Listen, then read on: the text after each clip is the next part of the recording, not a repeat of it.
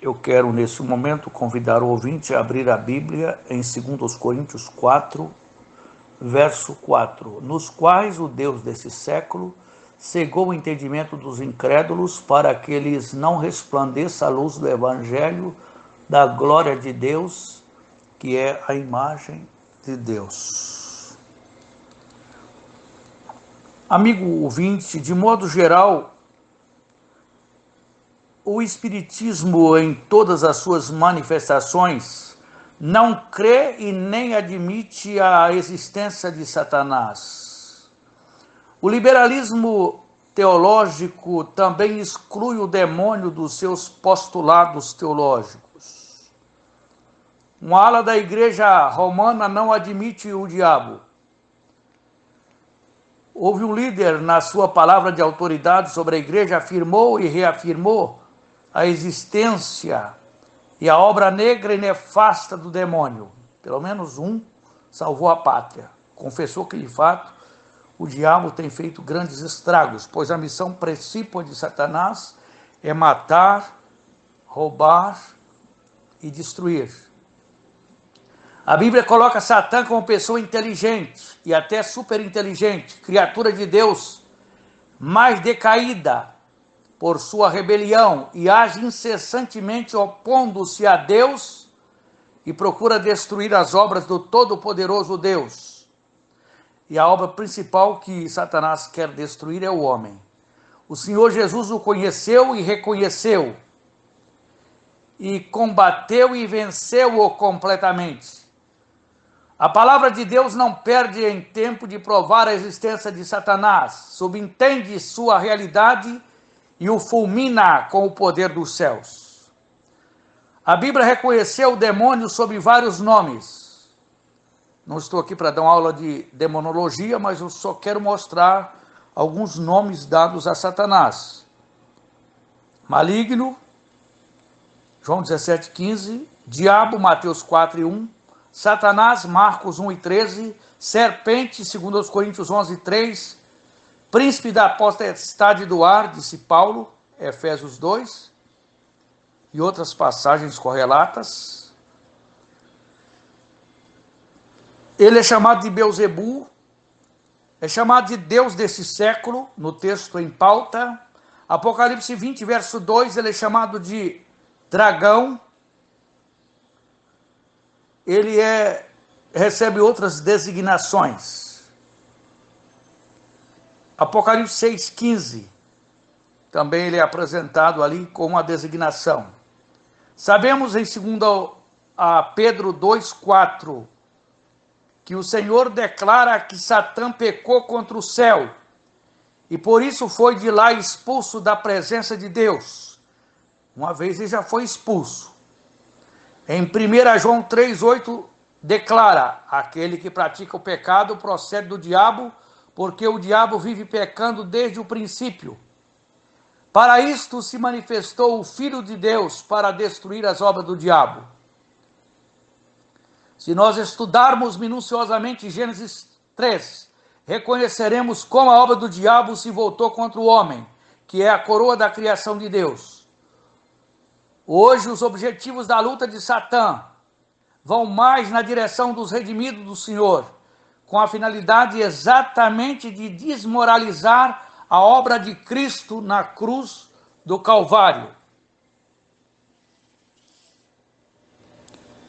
Nós descobrimos pela Bíblia que o diabo ele vai tornar-se acusador dos nossos irmãos. Ele não é, por enquanto, acusador, ele não exerce a função de acusador dos irmãos. Eu não me lembro com quem eu aprendi essa verdade.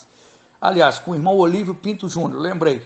Satanás é apenas arqui-inimigo de Deus e da sua obra, adversário do Evangelho, adversário de Deus, da Igreja, mas ele ainda não consegue ser acusador. Ele só exercerá esta função durante a grande tribulação e será acusador dos nossos irmãos que são chamados de fiéis em Apocalipse 17,14, que são os santos da grande tribulação, que inclui tanto os 144 mil, quanto a grande multidão que ninguém podia contar de todos os povos, tribos, raças e nações. Ele é chefe dos anjos caídos. Apocalipse 12, 7 a 9 descreve a dura peleja entre os anjos do Senhor, Miguel e seus anjos, mas Satanás será vencido. Ainda essa profecia não se cumpriu, cumprir-se-á após a igreja arrebatada. Muito bem ensina essa verdade o irmão que prega aqui no nosso programa, que é o irmão Davi Paulinetti. De modo que Satanás possui o poder da morte, ele é causador da queda do homem, ele é o tentador, opõe-se à obra de Deus, impede o evangelho de crescer, é sedutor do mundo, opera falsos milagres, transforma-se em anjo de luz, torce as escrituras, arrebata a palavra do coração das pessoas. Ele é autor da apostasia, aflige os homens. Assim descreve a palavra de Deus, Satanás como sendo o príncipe das potestades do ar. Pena que não temos tempo para comentar cada uma dessas escrituras, porque não temos tempo suficiente para esclarecer tantas verdades sublimes. A Bíblia descreve os domínios do rei das trevas como o império do mal, como dominação tirana, cruel e destruidora. Vamos ver, em Colossenses capítulo 1, verso 13, temos a seguinte declaração: Ele, Deus, nos libertou do império das trevas e nos transportou para o reino do Filho do seu amor. Se o domínio de Satã é o império, segue-se o seu reino. E o reino de Satanás é organizadíssimo. E como o rei das trevas ele é organizado, já pensou que absurdo, né? Era para ser bem desorganizado. Tem hostes negras ao seu dispor que percorrem a terra e trazem ao rei as precisas informações como quinta colunas especialistas. Tem muito poder, Satanás, mas não tem todo o poder. Nos dias do seu ministério terreno, o Filho de Deus expulsou de um só homem legião, talvez 2.000 demônios. Em Apocalipse capítulo 12, o demônio comanda grandes exércitos, com a finalidade de combater o Cordeiro com as suas forças celestiais. Em Judas temos referência ao grande número dos anjos que acompanham Satã na sua rebelião contra o Altíssimo, isso no passado. Quando Satanás bateu no peito e disse: subirei aos céus, ele estava no Éden mineral naquela ocasião, ele estava no Éden, jardim de Deus, e disse: subirei ao céu, acima das estrelas, e serei semelhante ao Altíssimo. E o rei das trevas tem grandes objetivos, sabe quais são? Opor-se a Deus Altíssimo, lutar incessantemente para neutralizar a obra do Senhor Deus, que é o Senhor dos senhores e o Rei dos reis. E como obra-prima de Satã, como obra de Satanás, o homem é a obra mais importante de Deus. O maligno golpeou-o a primeira vez com o pecado e agora tem lutado para derrubar o homem que o Senhor Jesus resgatou com seu precioso sangue. Ainda não é acusador dos irmãos, ele será de dia e de noite durante a grande tribulação, quando ele descer, quando ele for derrotado daquela batalha que fará com Miguel, ele vai ser expulso do céu no meio da grande tribulação, descerá com grande fúria e exercerá a função de acusador. Por enquanto, a priori, ele é apenas aferidor da medida da justiça divina. Ele é a vigia das obras de Deus, para que um dia fique provado a toda raça, povo, tribo, língua e nação, que justo é o Senhor em todos os seus caminhos e santo em todas as suas obras. Todo o trabalho do rei das trevas tem como alvo separar o homem de Deus. Ele bem sabe enganar, seduzir, ferir, destruir e lançar mão de todo recurso para colimar os seus terríveis objetivos. Ele é o reino do orgulho, o reino da crueldade, o reino do homicídio, o reino da maldade, o reino da malícia, o reino da astúcia, o reino do engano, o reino da mentira, o reino dos ciúmes. Tudo isso é Satanás.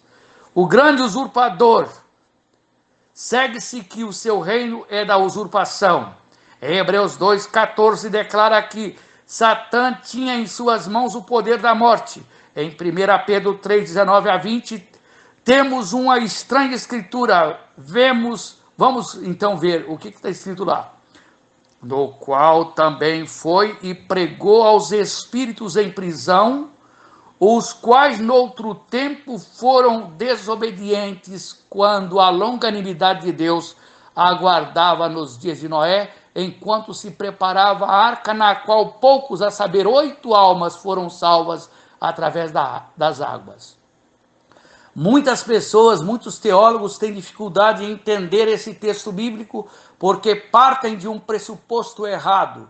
Subentende a passagem que Jesus foi salvar os espíritos em prisão. Os demônios não têm a mínima chance de salvação, porque gozaram antes da queda do chamado conhecimento beafítico. Eles contemplavam todos os dias a face do Senhor. Óbvio que eles não têm a mínima chance de serem salvos. E por isso eles tremem na base. Aqueles demônios, aquela legião que estava no Gadareno, eles bradaram dizendo para Jesus assim, quando Jesus chegaram para expulsar do Gadareno, eles disseram assim para Jesus: Jesus, filho do Altíssimo, vieste nos atormentar antes do tempo? Tá vendo? Ele sabe o tempo. E sabe que tempo é esse, doutor Augusto Nicodemos? É quando cumprir a escritura de Isaías, que diz assim: e visitarei os exércitos do alto na altura, e os aprisionarei como em uma masmorra, e depois de muitos dias serão visitados. É o aprisionamento, o confinamento dos demônios durante os chamados tempos do refrigério, pela presença do Senhor. Eles serão aprisionados, os demônios livres, porque existem os demônios que estão guardados, cerrados no Tártaros, que é o poço do abismo, e existe o quartel-general de Satanás, que vai ser preso no início do milênio para cumprir a escritura que eu citei. Uma pena que eu não me lembro onde está essa escritura. E visitarei os exércitos do alto na altura, e os aprisionarei como em uma masmorra, e depois de muitos dias serão visitados. Quer dizer, no fim do milênio serão visitados. Visitados entre aspas, porque serão lançados junto com Satanás no lago de fogo, preparado para o diabo e eles próprios, os demônios. Então esse assunto é interessante. Eu vou ter que parar porque meu tempo está escoando. Eu vou deixar para... Amanhã vai estar falando o irmão Mervin Bull aqui no nosso programa. Que Deus, por sua graça, nos ajude a entender essas verdades tão sublimes que temos acabado de expor nesse momento.